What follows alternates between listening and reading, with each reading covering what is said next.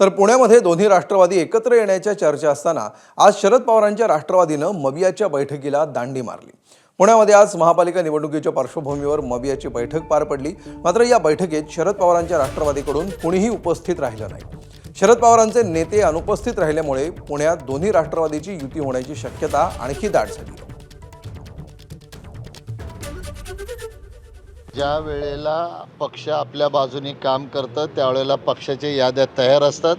मी आपल्याला पहिल्याही दिवशी सांगितलं 165 जागाची काँग्रेस पक्षाची एकट्याची यादी तयार आहे, 165 जागाची शिवसेनेची तयार आहे, 165ची राष्ट्रवादीची तयार आहे।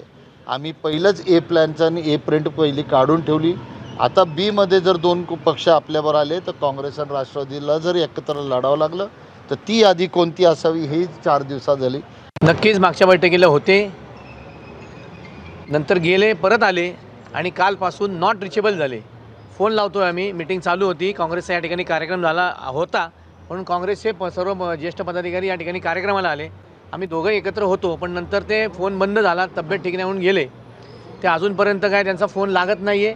विचारायचं कोणाला हा प्रश्न पडला आहे, सगळ्यांचे फोन स्विच ऑफ आहेत। त्यामुळे राष्ट्रवादीची मानसिकता नाही आहे असं आम्ही आणि काँग्रेसने ठरवलं आणि आमची पुढची बोलणी आम्ही या प्रभागाच्या डिवायडेशनसाठी सुरू केली। एबीपी माझा, उघडा डोळे बघा नीट।